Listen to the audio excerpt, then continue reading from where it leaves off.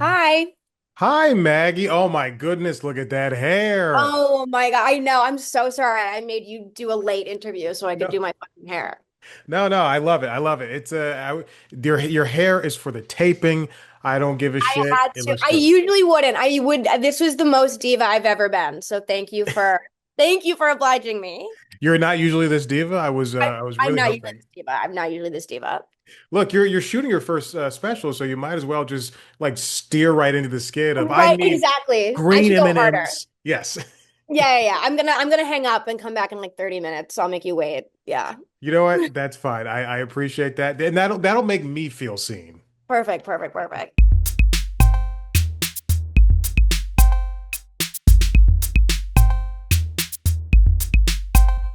Well, how are you doing today? You're what? You're 2 days out from the like 2 days and 2 hours. Oh my God, exactly. Yeah, I'm feeling good. It's like very, I mean, as you know, are you a comedian? No, I did my hand at stand up maybe like 3 or 4 times, and I said I'm done. I only talked to them. Well, so you understand, it's like a very volatile, so it's like, unfortunately stand-up comedians are sort of monster people. So 1 minute I'll be like, I'm so ready for this. I was born for this. Like I'm gonna make this special my bitch. And then literally like 30 seconds later, I'll be like, oh my God, like I need to be locked away. Like I can't do this. So it's like especially like right before the show when it's like, you're worried about like doing a good performance and you're worried about Mhm. like getting a good audience and you're worried about like all the little ticky-tacky things and it's just like, a lot going on. I can't even imagine getting ready for something this big. It's fascinating to me because you guys are all just like truly when you do this, you can either do treat it as like a regular performance, like you did Yeah. at Just for Laughs is pretty fucking huge. But Yeah. even like just going to like a regular comedy show, or it can be the biggest thing of your life. But now we know that it's not make or break anymore because comedians can find their own channels of output. Yeah, exactly. No, I mean, yeah, it's like nothing is make or break anymore, but also everything feels make or break. You know what I mean? It's like you're like, oh, is this the thing? If I fuck up this thing, does that mean I don't get the next thing? But Yeah. you're so right. Like you have to like ultimately stand up is only good if you're like in it and you're like comfortable and you're like dropped in and you're like, okay, it's me and the audience. Like nothing else really matters. Like my worst performances are when I'm like, I have to do really well. And my best performances are just like, this is like a dialogue between me and the audience. And this is like, I'm having fun, so they're having fun. Audiences are, smart. They know when you're not having fun. They like smell fear. Yeah. So it's like you have to sort of be like, okay, I'm doing this because I love this and because I want to. Like so often you see comedians and it's like, do you want to be here? Like do you want to be doing this? You feel lost and sad. But yeah. No, it's Yeah. good. I don't know, man. At least you this is a solo show that you've done at Edinburgh. Jesus Edinburgh, Christ. yeah, yeah, yeah. Edinburgh. Yeah. Sorry, I'm a little drunk. Good. I Uh, wish.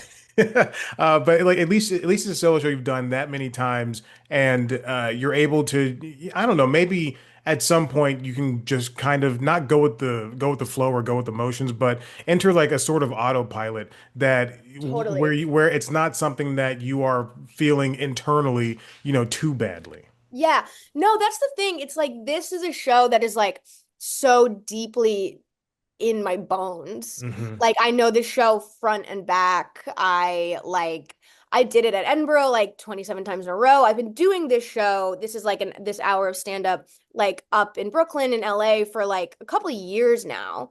So it's like the show I know it. And you get in your head, you're like, what if I mess up a line? And it's like you can't mess up a line. Like when Yeah. it's like this is your life. Like the story of your life. It's not about like it's not lines like in a play. It's like you're living in it, so it's like you know it. It's like I've never like I'm always afraid I'm gonna like forget everything. And it's like, of Hmm. course I'm not gonna forget anything. Just I could breathe and just think. Yeah.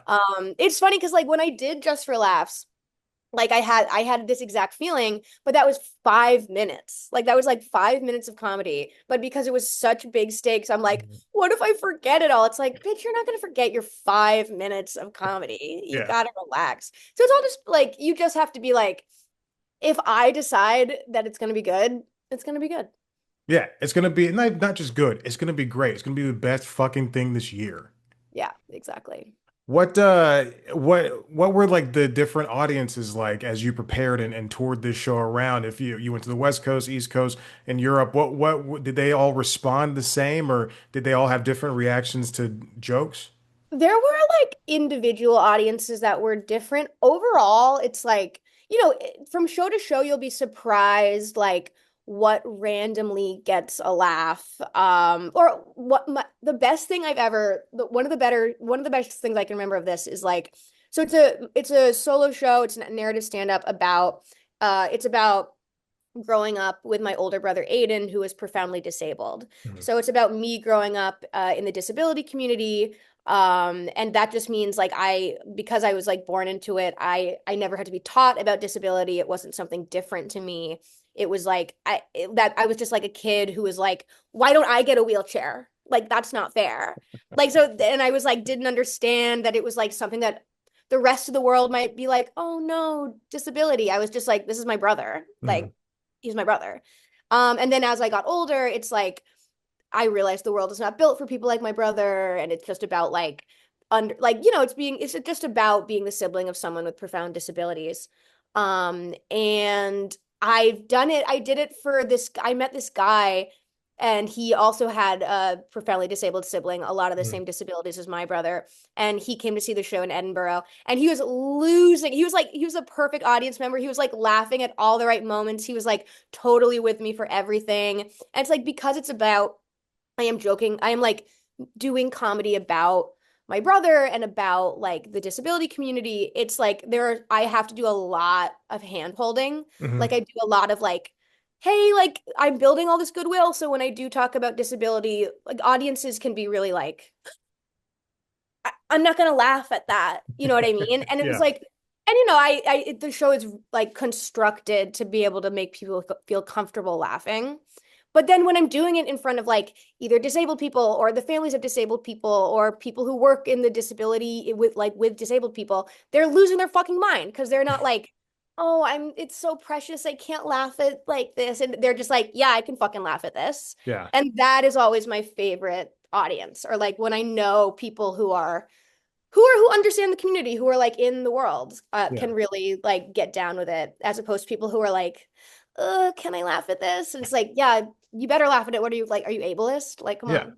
Yeah. Is the hope for this wherever it releases, whenever it comes out, is it the hope for this to find an audience with the people who are seeking it out and people who aren't seeking it out, and really just kind of make an impact, not like I don't know. I guess what I'm asking is with the message that you're delivering, that it's okay to laugh at these things and to learn from these experiences.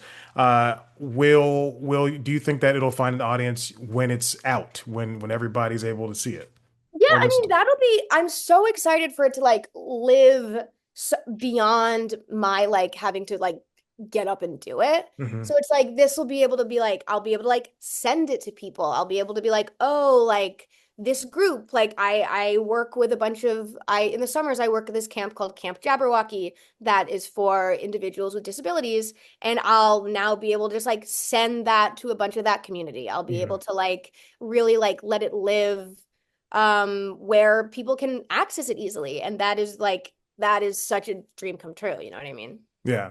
I think not to produce it, but when it comes out and the thing now is to clip everything. So you're going to be able to have all these good shareable bites, Yeah. especially when something's poignant and then it jumps into a funny thing, or when Yeah. it's funny, it jumps into poignancy. I Yeah. mean, man, people are really going to really jump onto that, latch onto that. I am excited. I'm really, and this, it's like I'm so proud of it that, but every time I do it, it's like I have to like it's like a month of promotion. It's Yeah. like the whole 9 yards. It's like I have to get up and do it. It's like a whole thing. Yeah. So it'll be nice to be like proof of concept. Like here it is. You like it? Watch it. Right. It's also great is that these people tomorrow or in 2 days are there for you. They're going Yeah. to be coming to see you. They're going to pay their money. They're going to sit down and they're going to be ready to laugh and everything. How does that feel to be a comedian? Obviously, you've toured and you've done your thing, but this is something special because you're taping it and they're Yeah. going to be a part of your history and comedy history too. Yeah. Yeah. I mean, no, it never ever gets old. Like it's like always it's so humbling that like, you know, people can do anything on their night. That people Yeah. can like watch comedy at home. People can like it's just like it's so nice when you like when people show up for you like that. And Mhm. it's never lost on me. Because as a comedian, it's like there's a million things I'd rather be doing than watching comedy. So I'm like I'm so grateful. I like how I look at your stuff on social media and you have a really good rapport with the audience where I think now comedians who are coming up in our age bracket, I don't know how old you are, I assume you're younger than me. But I assume like these comedians, 31. you're 31. Hey, look, you are younger than me, 2 years.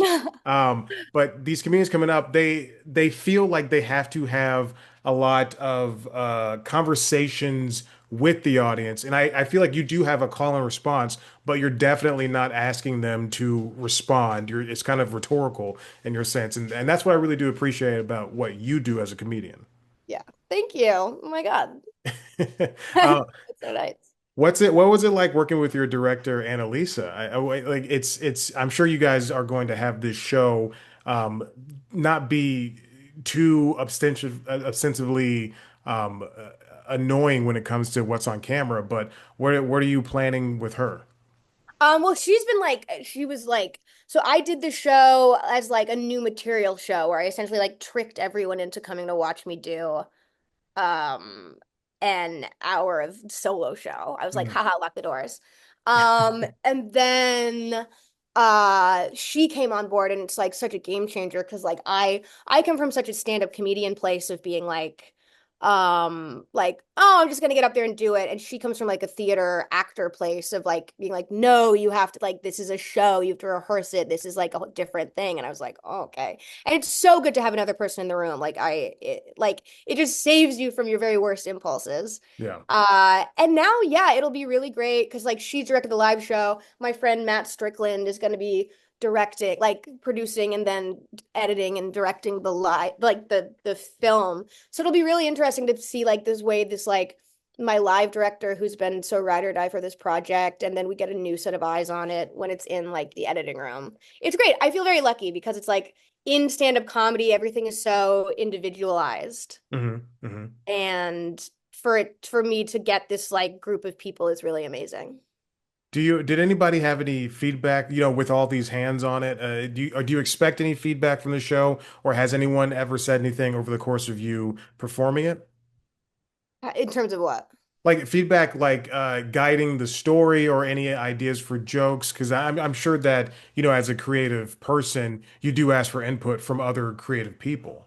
Yeah, it's been great. I've had a lot. I mean, I'm very lucky. Like all of my friends are like brilliant comedians. So I've been Mhm. like very, very lucky to be able to like have them by my side. A lot. I mean, I've been doing it for so long. So it's like people are like, I'm trying to think of like the best piece of advice I've gotten about it. And I don't even know. Like I had someone